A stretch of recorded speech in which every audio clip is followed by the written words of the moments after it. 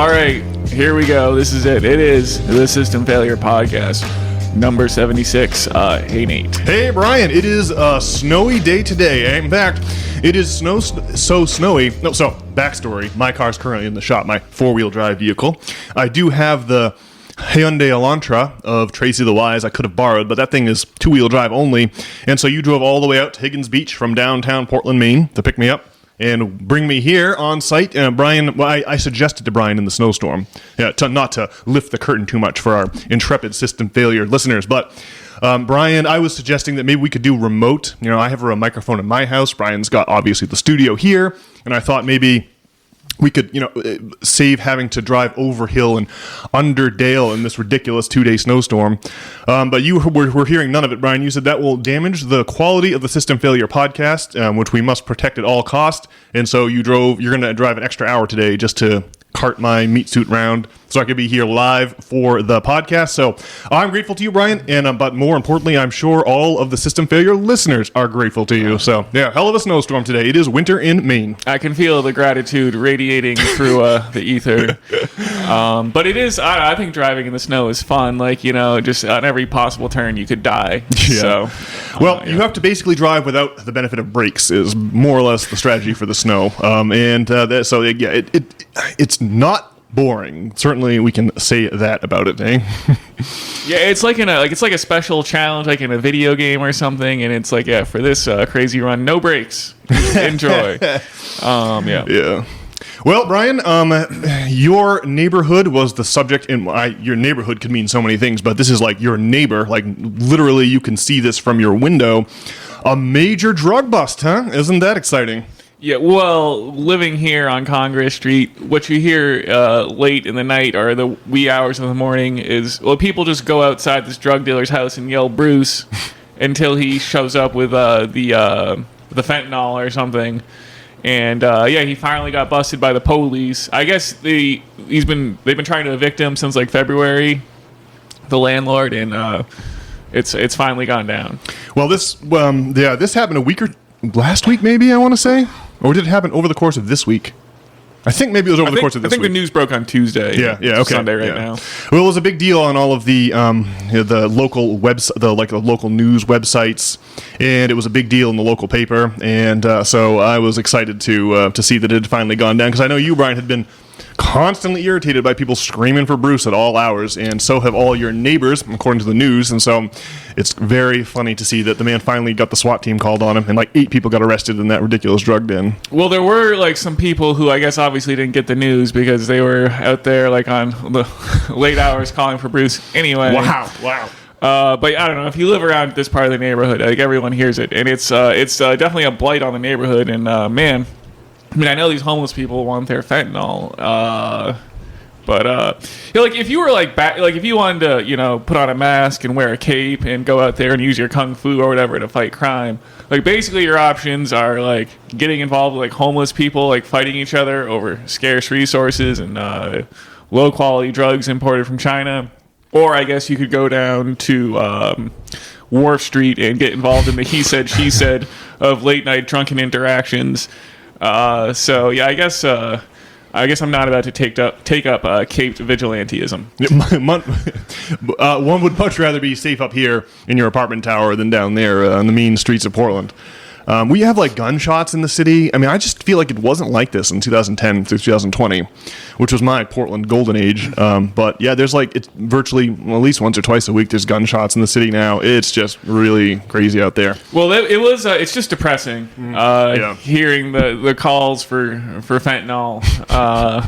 So I don't know, that's one thing that's out of the way at least. But I mean, we still have grandiose societal problems that are a long way from being solved, as we lament here often on the System Failure Podcast. Hell yeah. Well, speaking of societal problems, I was watching the Four Nations tournament last night. And full disclosure, I had forgot the game started at 8 until... So that will become relevant in a second. I tuned in like 3 minutes into the game. I got a text message from my buddy Steve, who was marveling what was going on. And I went, I forgot the game was on. I ran to put it on.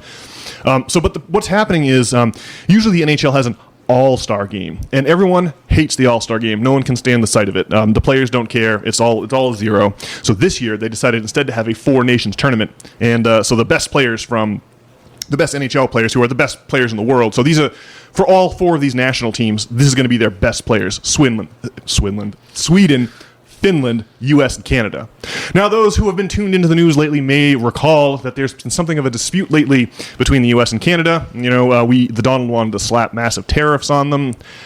They balked. There was some back and forth. The Donald suggested that Canada could become the 51st state, and so that's what's going on. And because of that, the fans in Montreal. This is taking place in Montreal and in Boston, and so the fans the Canadian fans have been lustily booing the American national anthem every time it's played throughout this tournament. And so the big game obviously America's playing like Sweden and Finland. I think they played Finland first. So last night, Saturday night, was the game between U.S. and Canada. The anthem was roundly booed as expected, and then but because this is a big source of pride for the players, it turned into one hell of a hockey game, and that's most emphatically illustrated by the fact that there were 3 fights in the first 9 seconds of the game. And so that's what my buddy Steve was texting me. Wow, this game is crazy. And I was like, I forgot it was on. So I didn't see the first 3 fights. I had to watch the replays. But it's very interesting to see the hockey once again insert itself into politics, or politics insert itself into hockey. The most famous example, of course, is the 1980 Olympic Games in Lake Placid, New York, in which the amateurish USA team, comprised of college students from Minnesota and from Massachusetts, beat the Soviet team, who had themselves been beating NHL teams, right? And then they managed to get the gold that year. And, Al Michaels' classic call of the game is a piece of sports history of which there are a few rivals. And then there's 2014, in the aftermath of the Crimea joining Russia, like leaving Ukraine and joining Russia, in which case, so the Olympics were taking place in Sochi, in the Crimea, and Putin was there, and it was really important to him that the Russians win the gold. And you remember that when they faced off, they went to the shootout against the Americans, and obviously in international rules, you can have the same player shoot every time in the shootout. So it was TJ Oshie versus, was it Ilya... What is the name of the guy who used to play for the Thrashers? Kovalchuk. Yeah, it was Kovalchuk playing for the Russians, and it was just a duel between those two, and that was an amazing political moment. And now we have this, which is admittedly a distant third behind those other two, but still very interesting to see 3 lads fighting. And just a final note for anyone who might happen to be hockey fans. 2 of the pugilists involved were, of course, the 2 Tkachuk brothers, Brady, captain of the Ottawa Senators, and Matthew Tkachuk, assistant captain of the Florida Panthers, who has delivered playoff losses to the Bruins low these past 2 years, and almost personally. So, wait, and are the Tkachuks Canadians? They're Americans. They're Americans. Yeah. Awesome. Yeah. I love those guys when they're beating up on the Bruins. Yeah, so I was rooting for Matthew Tkachuk and against Marshy because he's on the Canadian team. But Charles McAvoy patrols the blue line for Team USA, so we've got some Bruins representation there. Well, emotionally invested hockey is the best. Oh, it's the best. Yeah, you're right. I was unfortunately winning a Magic the Gathering tournament down in Massachusetts, so I didn't watch it at all. Well, that's the other news out of Massachusetts, Brian? You went down and top 8'd the tournament yesterday, huh? I did.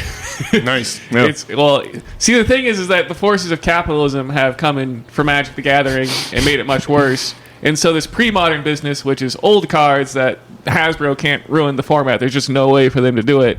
And it's just exploding in popularity. And if you want to make money, you should invest in Gaia's Cradle and Survival of the Fittest. Okay. Those are some good Magic cards. And that is investment advice, folks, so you should definitely make sure you take that.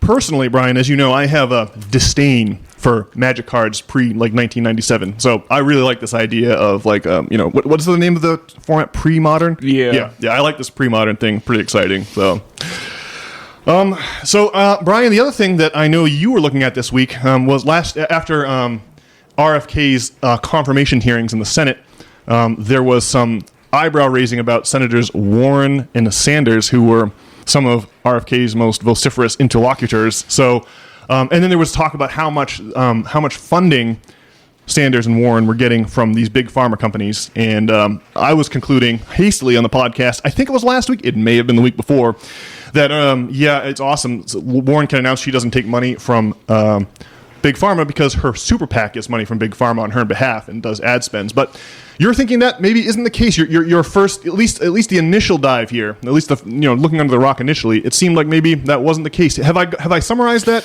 Yeah, well, it was last week, and so that figure, well, you can see it here. It comes from this OpenSecrets.org website where they keep track of this stuff. And you can see how, it's basically $1.5 million is the donation to Sanders and $800,000 is the donation to Warren from pharmaceutical companies. But, it does say important this money comes from employees or PACs affiliated with the industry, not from the companies themselves.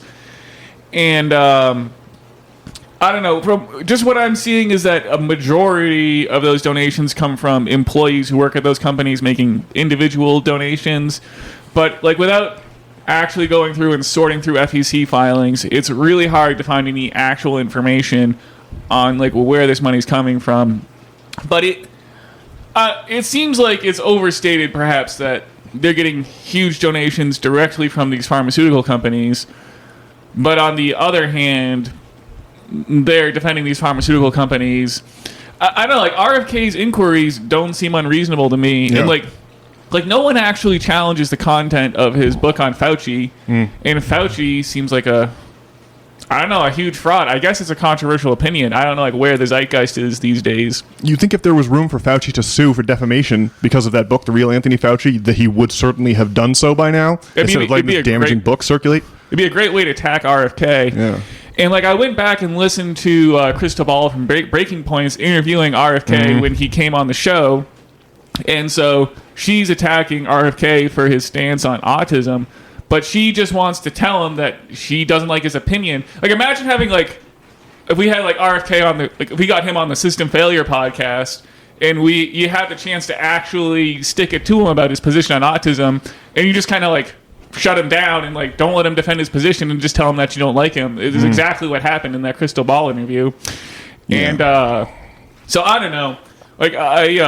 Sometimes, I engaged in some Trumpism last time and talked about how he was this is the return of the Jedi or whatever. And, I really don't, I'm not some kind of MAGA true believer or whatever. So I don't know about all that stuff. I have a lot of faith in RFK. When we saw him come to Portland, RFK, and he's talking about how BlackRock is buying up all their resources in Ukraine. I don't know. I don't know. These people who say it's un-American to critique what's going on in the Ukraine and how we have to believe that Putin's my enemy, even though he's literally never done anything that's affected me. I don't know these people who just go around and the way that the space that Putin exists in the American zeitgeist is just some dastardly ne'er-do-well. It seems really contrived, so I don't know quite what to make of it all. But I just did want to point out that it looks like I don't see where the data is coming from that they're getting huge donations from some political action committee. So it makes me think of that quote, and now I'm quoting Scott Horton, who's quoting someone else. So this is a 100% of the shots you don't go in from Wayne Gretzky, from Michael Scott, right? So this is a compound quote. I can't remember who Horton was quoting, but the gist of it is that if you were talking about angels and demons in absolute terms, what you are doing may very well be of the utmost importance, but it is not history, right?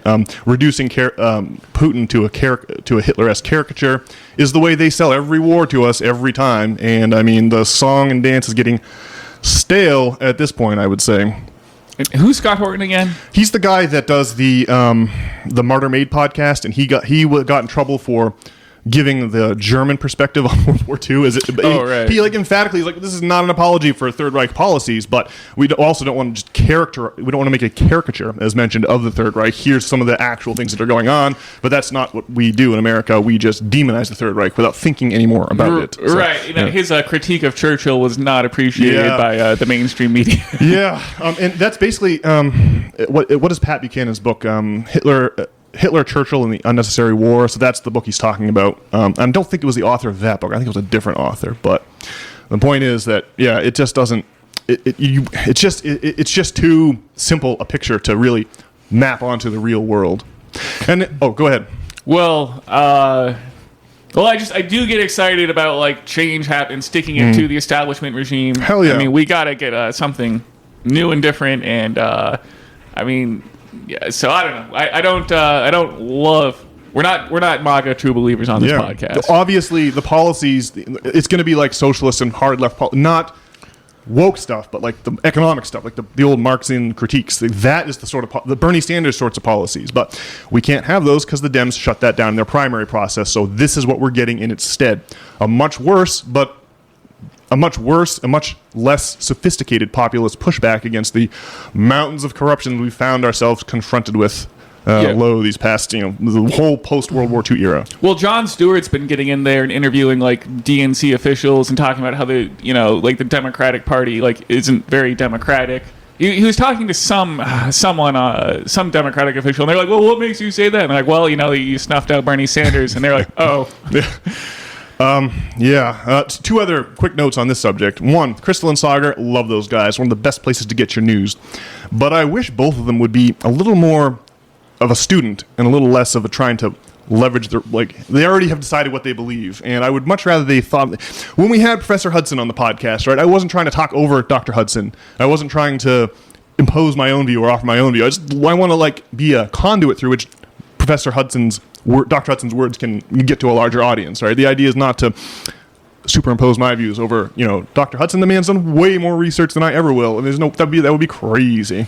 Well, Breaking Points is I watch some Breaking Points basically every day on YouTube. It's my primary source of news. But Crystal obviously gets roasted in the comments, which is funny. But I love what the show's doing for the most part. Agreed. Yeah, they're free of corporate influence, and it makes all the difference in the world.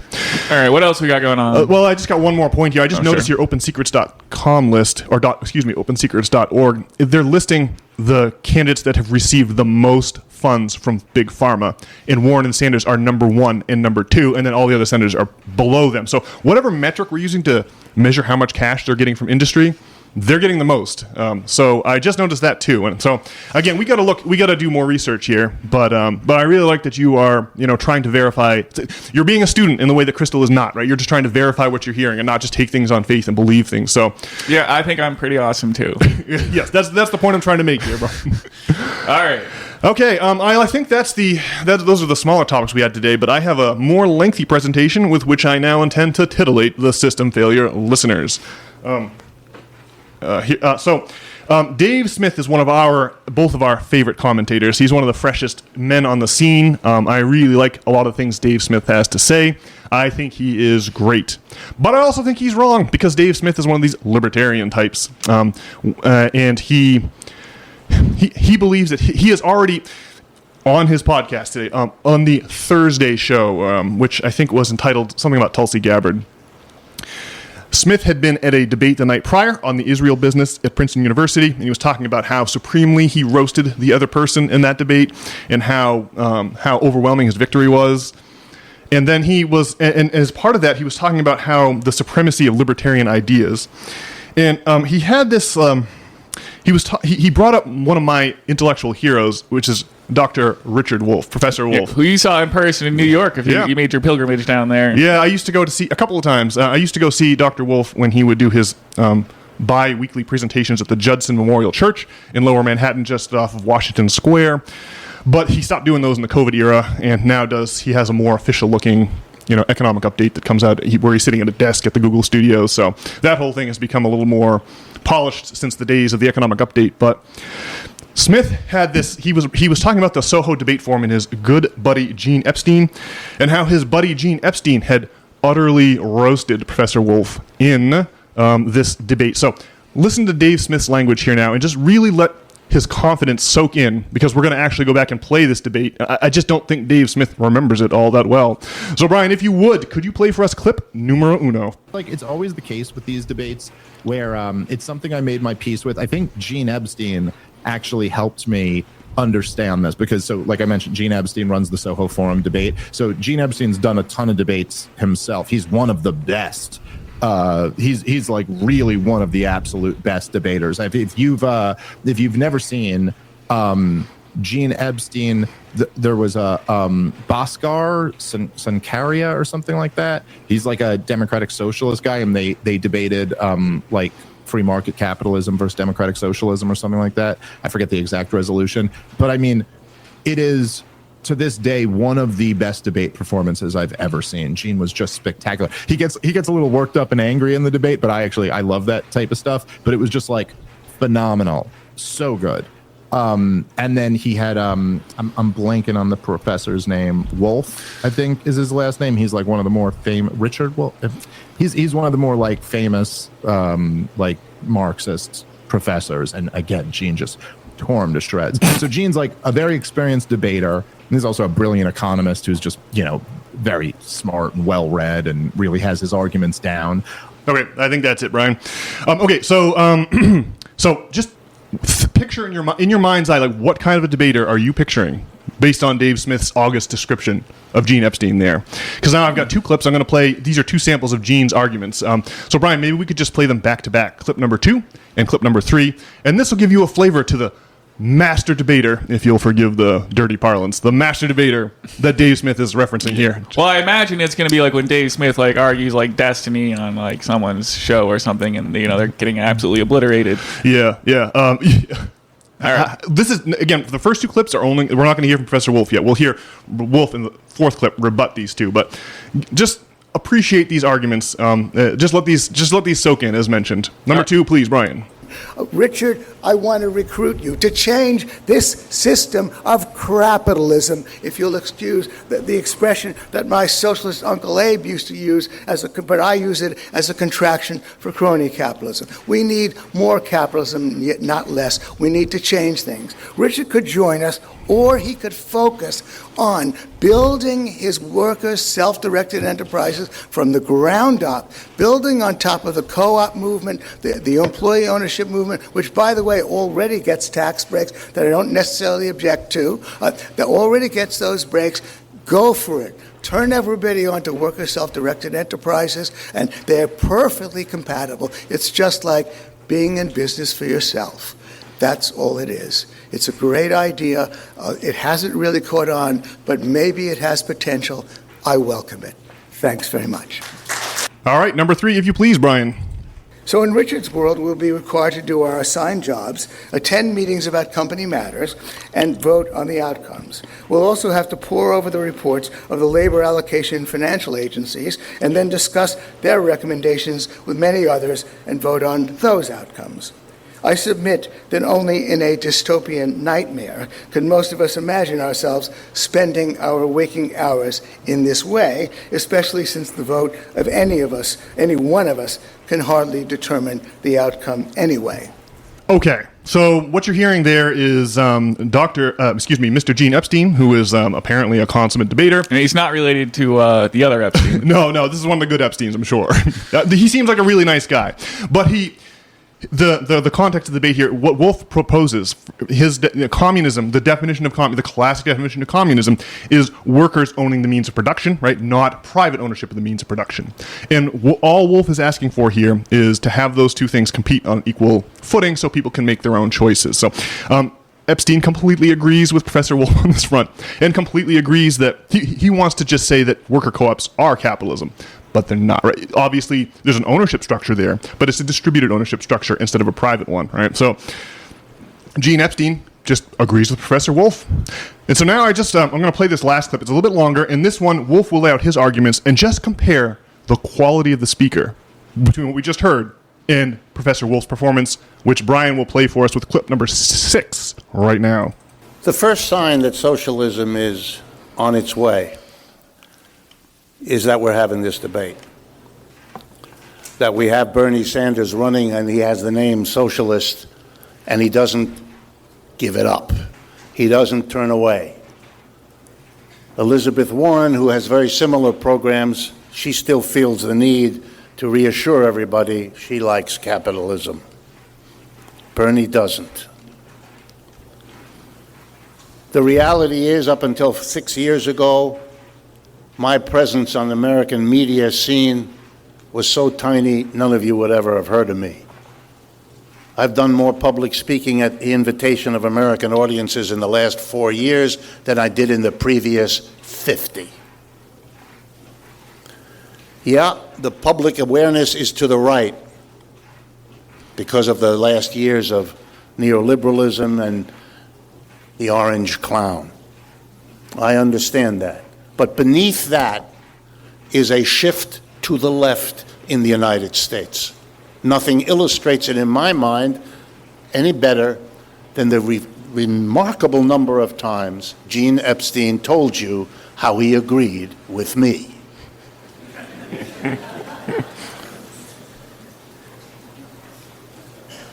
I don't run away from the label socialist, and I don't run away from the label Marxist either. I'm proud of what I've learned from those traditions.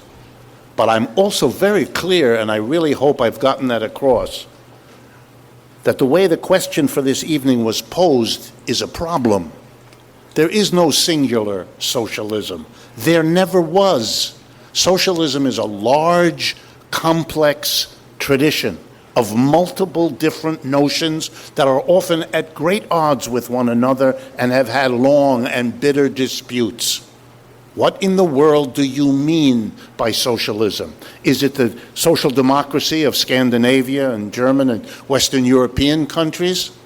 Is it the socialism that China or Russia or Cuba talk about? Is it the focus on transforming workplaces into worker co-ops instead of undemocratic, hierarchical workplace kingdoms? What do you mean when you talk about socialism? The very idea of using the singular reflects what I tried to say at the beginning. We have to understand we are emerging from a 75-year period in which we didn't learn about it, think about it, or discuss it. Or if we did, it was in dismissive, cursory manner that didn't teach people anything. It's always been an awkward moment when American tourists go to Europe and discover that in every single European country, socialist parties are big, important political institutions. I won't embarrass you by asking you how many of you know that the government in Portugal today is a coalition of the Portuguese Socialist Party, the Portuguese Communist Party, and the Portuguese Green Party, and that they've been the government for quite a few years now. I won't embarrass you. The last thing I would say is, because of this peculiar fetish Americans have about the government as either being something that's going to save us all, which is crazy, or which is going to crush us all, which is equally crazy. Governments do what they do in large part because of the pressure from those who have the position to shape them. One of the problems with the liberal, in the old British sense, or the libertarian, if you like, is that the argument always starts with the government as if it were a deus ex machina that just has some qualities of things it does without asking the obvious question, why does the government do this or that or the next thing? We're supposed to believe it's built into the genes of the government that it does certain things. The government does what the pressure of the society and the way it's organized make it do. Every bit as much as what the government does influences the rest of the society. Let me conclude by correcting Gene about Jeremy Corbyn, because he's the future in terms of what we're talking about. The British Labour Party, the second party in England, by the way, a party most of whose members identify as socialists, in the British Labour Party, there's a commitment they've made. And the commitment goes like this. When we're elected, one of the first laws we'll pass is the following. Any company organized in Great Britain can continue the way it is, as a capitalist enterprise. But if it comes to the following decision, either to shut down, or to move out of Great Britain, or to sell itself to another company, or to go public with an IPO, issuing shares, before it can do that, it must give its own workers the right of first refusal. That's the law. That the workers can buy the company and convert it into a democratically run worker cooperative. And when everyone says, well, where in the world will the workers get the money to do that? Mr. McDonnell the closest advisor Mr. Corbyn has, smiles and says the government will lend it to them. Why?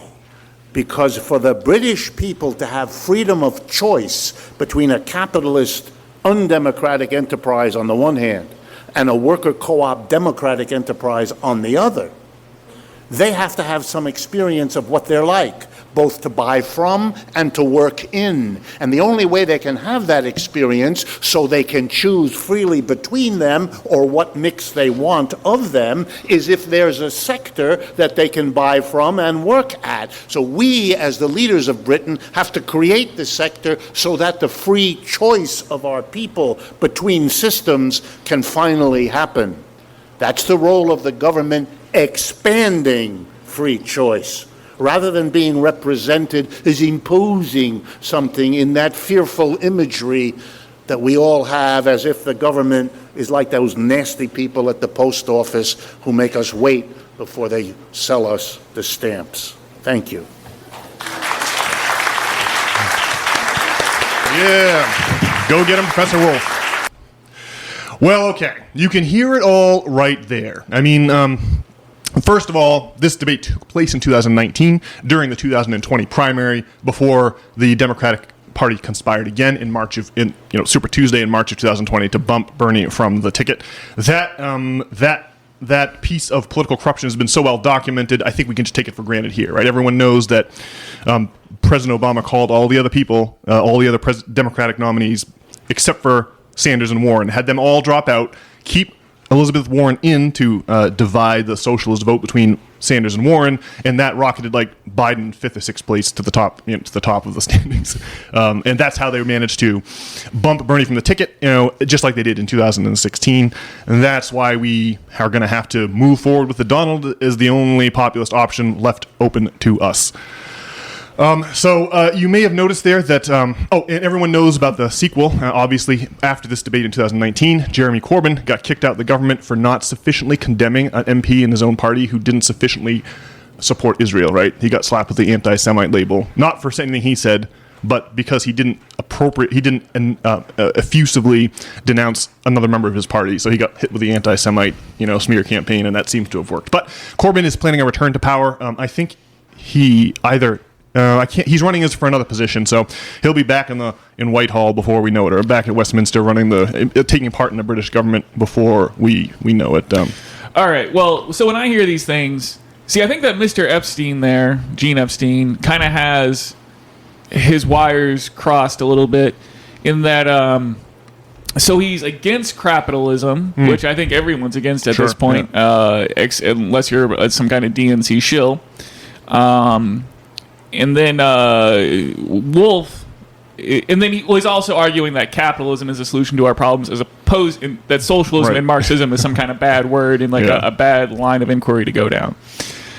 And so I think that the argument about socialism versus like real capitalism it's just secondary to ending the orthodoxy or whatever it is that's in power now.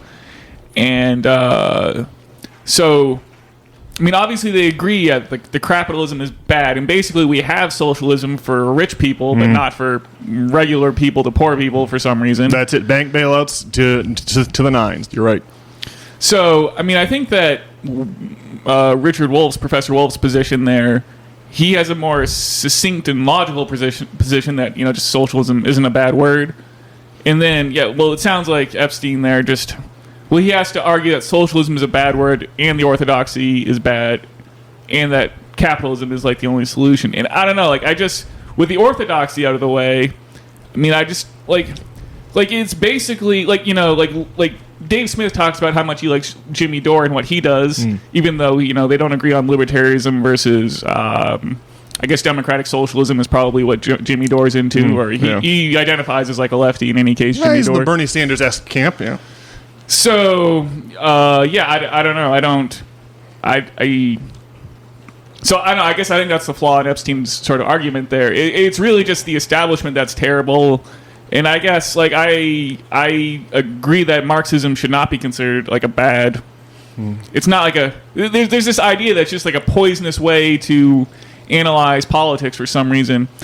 And like, I think an argument that would appeal to libertarian types is if usually they're pro guns. And like, so guns are a powerful weapon that could be used to kill people.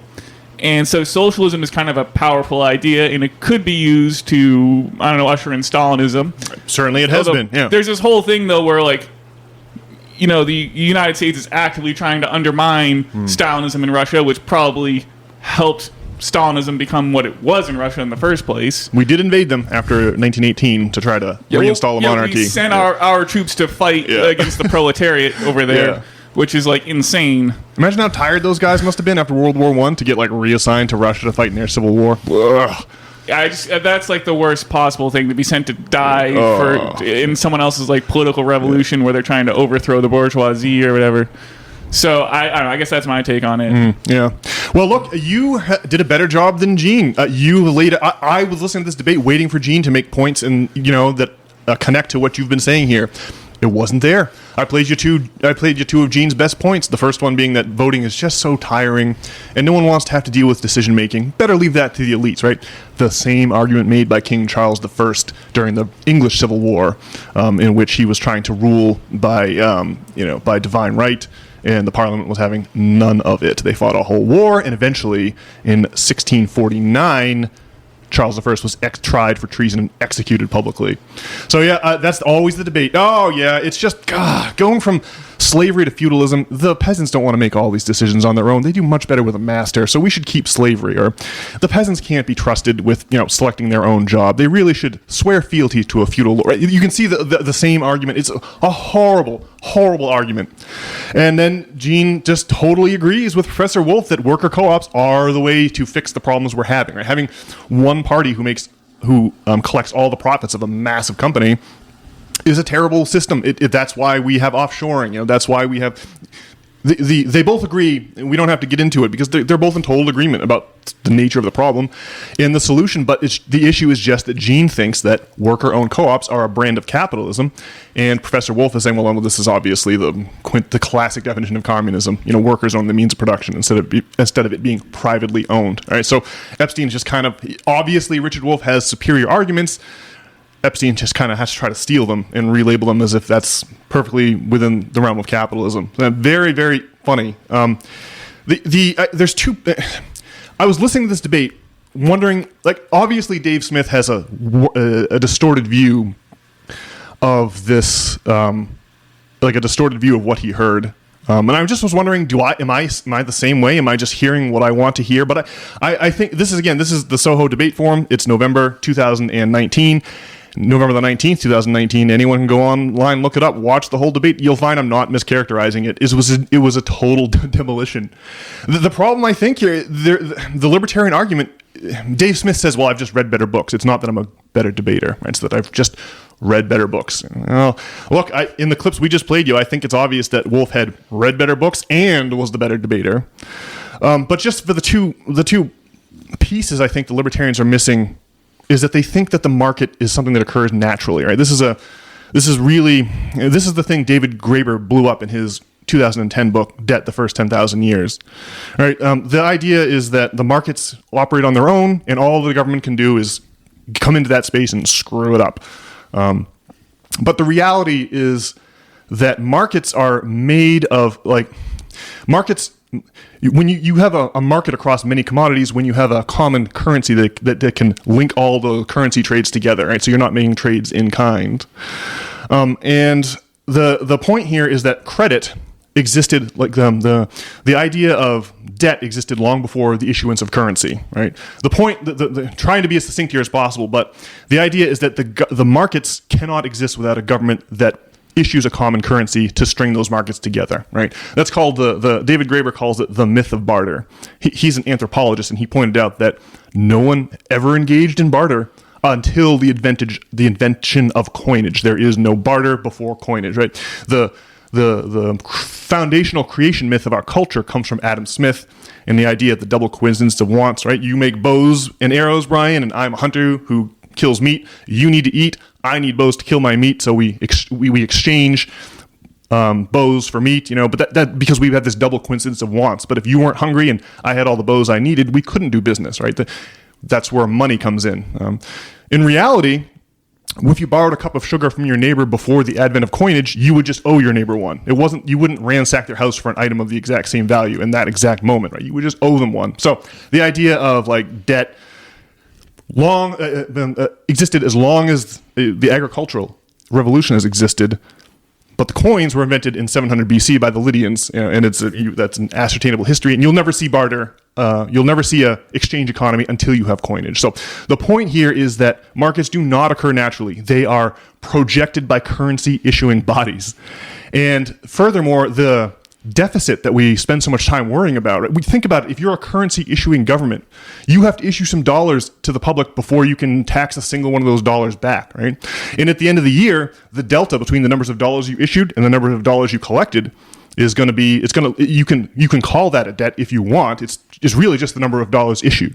What I'm saying here is that the federal debt is really the mirror image of private sector savings. You cannot have private sector savings without government debt, right? They're the debits and credits of the same transaction.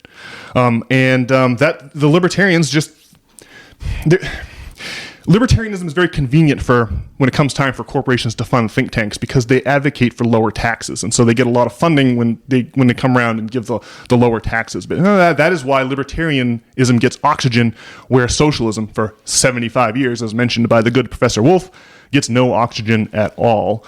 And that's really that brings us to Gene Epstein's second point, that workers just don't seem to want to vote, as if there's been a legitimate option for worker co-ops for workers, or as if there's been anything resembling a legitimate option for workers as workers to work in private co-ops or to buy from private co-ops, as mentioned by the good professor. So I just think it's very interesting to hear Dave Smith, who is great. He is I really admire the way that he does his business. But there's just a couple of books he hasn't heard of that blow his Murray Rothbard out the water, and so it was just very interesting to hear Mr. Smith waxing poetic about this debate in which his man Gene Epstein got the floor mopped with him. One, I suppose, final addendum to this exciting news is that of concerning Mr. Javier Milei of Argentina. Now, the election of Mr. Milei last year, the year before, was heralded with much celebration from libertarian camps because that's the kind of politician Javier is, right? He was talking about taking the chainsaw to the budget and closing all these departments, like extreme. The problem with Argentina is that the government has a massive inflation on because they issue all this currency to pay for things. They do have a problem, right? You will get an inflation if you print too much money as the government. It all sounds familiar. Yeah. What's going on in U.S. politics, basically. Yes. Yeah. A lot of what's going on with the Donald is, happened already with Javier Milei. Now, Milei hasn't solved any of the problems in Argentina, and in fact, unfortunately, this past week he put out a meme coin that tanked in value. So he basically rug pulled on just like the Donald's coin or Melania's coin. It really does match the Donald's playbook to a large degree. But now they're making noise about impeaching Milei because of this insane scam, and so that's where the news cycle is at in Argentina. All very interesting.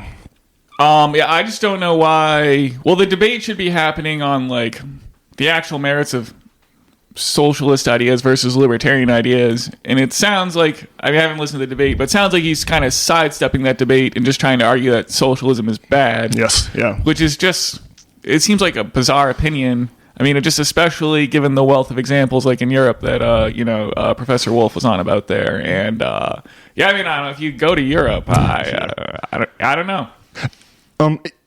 Because he took that, he did exactly what you described, and because he did that, all he could do was agree with Professor Wolff's points about how worker co-ops would solve a lot of the problems that for-profit enterprises generate, like offshoring, for example.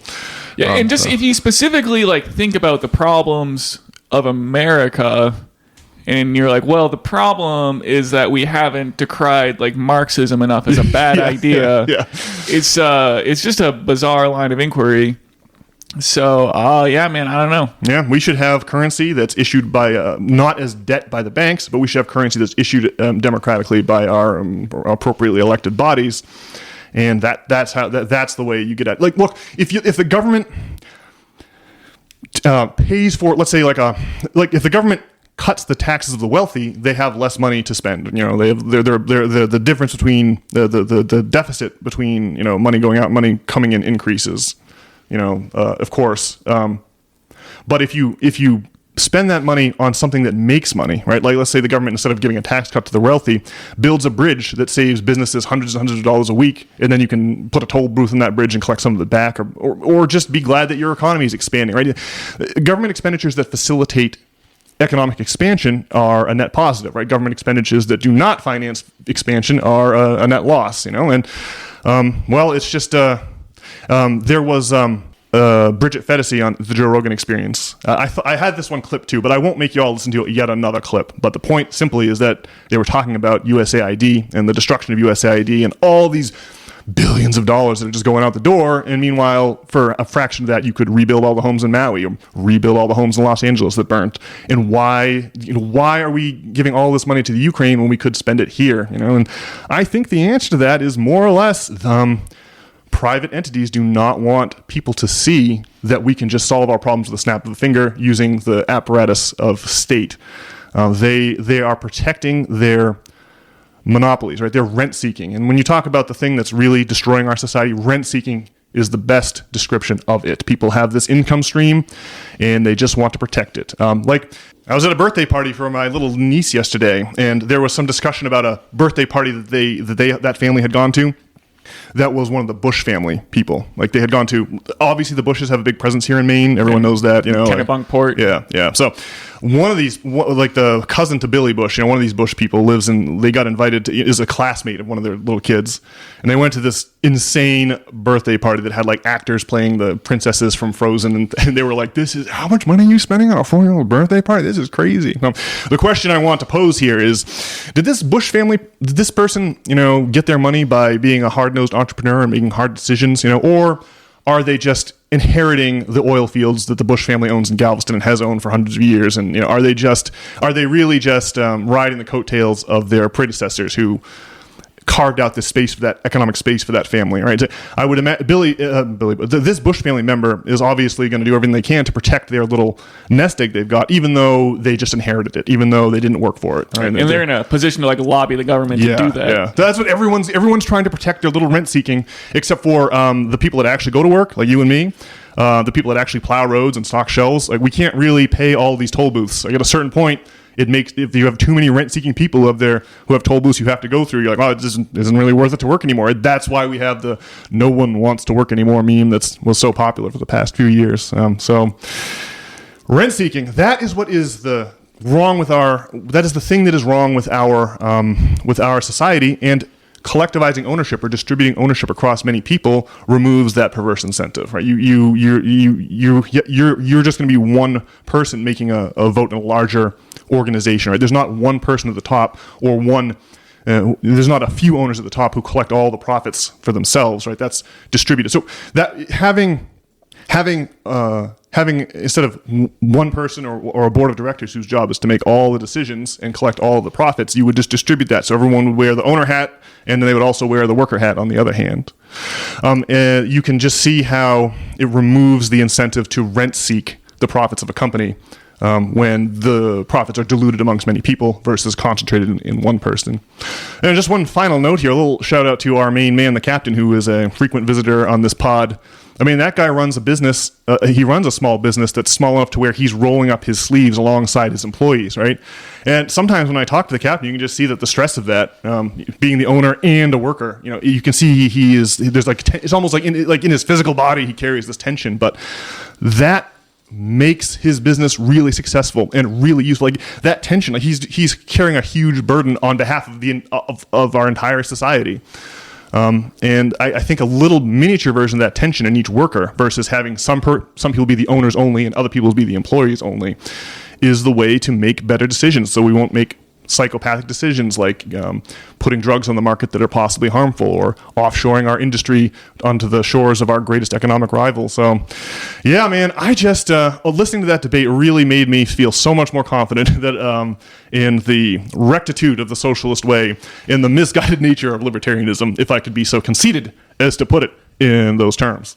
Well, I think the important work that we do on the System Failure Podcast is just lending credence to this idea that like socialism and Marxism like isn't a bad word. And I mean,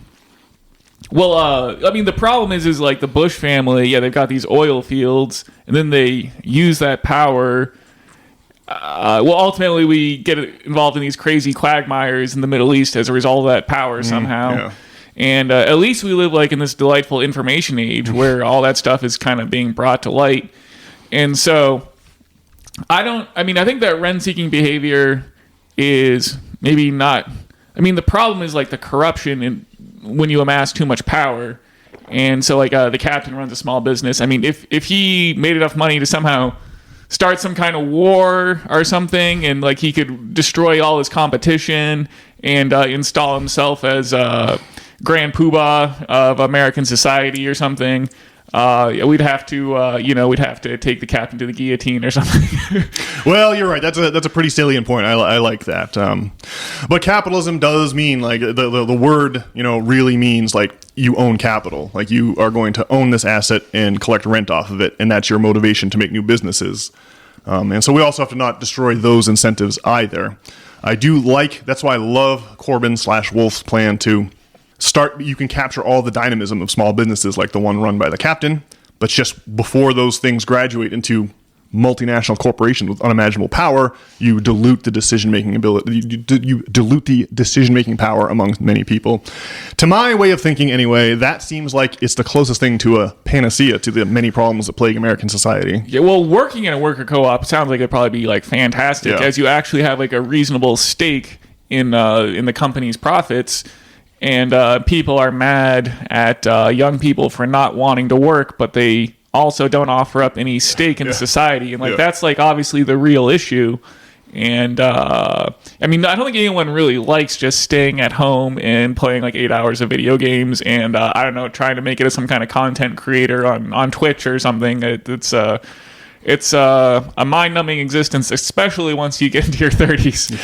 And so I don't know, man, but I mean the ultimate panacea I feel like is like the information age, and I don't know, just this idea that socialism is a bad word just has to be killed. And I don't know how anyone, well, I guess I know how. I mean, like there's just like, well, I mean, we used to have like labor parties in the United States like up until like World War II, right? And then like through World War II, like just after that, like all the power amassed in America and all the labor parties were destroyed, and you get like the Red Scare. And who was it? Sacco and Vanzetti were these like Italians who were executed for being socialists, basically. That was pre-World War II, but the Sacco and Vanzetti trials. That's in our grandparents' hometown of Braintree, Massachusetts. This was like 1919 maybe, or maybe the early 20s. But they got accused of sabotaging their factory. But really, what they were doing was organizing workers' union, and they got executed. They got put to death. And just wow, that was there was like two distinct Red Scares. There was the bomb-throwing anarchist scare of 1919, 1920, 19... This is where J. Edgar Hoover, as a kid, had his house bombed, I think, by a bomb-throwing anarchist. But anyway, that was the first Red Scare. And then, obviously, once we decided that the Soviets were our enemies in the post-World War II carving up of Europe, then we had a second Red Scare that was a lot more comprehensive, with House Committee on Un-American Activities, interviewing all of the Arthur Miller and all the Hollywood muckety mucks to try to find out who they can blacklist. That's the reality we're dealing with here. Well, I always I like the story of when you were doing some boots on the ground for the Democratic Social People of America or whatever, and you knocked on some lady's door and told her you were a socialist, and she's like, "Well, I'm not for those people. We're the other guys." Yeah, and that is just like, it's just a wild stance to be like, "Well, I'm opposed to labor, even though I myself am just a regular muckety muck." It's like just a sensational bit of like programming by our corporate overlords. It's an unbelievable. Well, I mean, you have to hand it to them. On one level, quite a feat of propaganda. But I mean, again, thankfully, we live in this glorious information age, and we can shed light on these things. And we used to listen to the economic update from Professor Professor Richard Wolff, who talked about Karl Marx a whole bunch. And I just can't imagine thinking that is like poison. That is like a wild take, and it's And again, just like obviously the problem with America is the capitalism. It's not the people suggesting, I don't know, Medicare for all, or I mean, maybe there's problems with universal basic income, but man, it's obviously so much better than just sending our tax dollars to Ukraine, or I don't know, these crazy foreign entanglements, or bolstering our military-industrial complex. It's absolutely wild. Yeah, man, I was going to make a few more points, but I actually think you really hit the nail on the head there, Brian. That was pretty succinct. I was proud of myself that I remembered Sacco and Vanzetti. I was trying to remember that name earlier, and then it came to me, so that was awesome. Well, what do you think, Brian? I guess that's an okay place to wrap it up for this week. Yeah, you did a good job with the distillation there. I think we ought to let the system failure audience linger with that. So I will go into my usual thing where I encourage all of our system failure listeners to log on to systemfailure.org. There, you can subscribe to the weekly essays, which you hear me narrate on Thursdays, so you never have to worry about missing one. They'll be delivered right to your email inbox every Monday. And if you want to get in touch with either Brian or me, well, you can accomplish that at systemfailure.org as well. We hope to see you all online. Yes, go to systemfailure.org and join in the glorious, information revolution. And you too can fly the red flag or whatever, and not give in to the red scare. Well, it's just unbelievable that the red scare is being trotted out again in friggin' 2024 or 25. Is it 25 now? It's 25, and it's never been more tired. You're right. So yeah, go to systemfailure.org. All right, everyone, have a good week. We'll talk to you next week.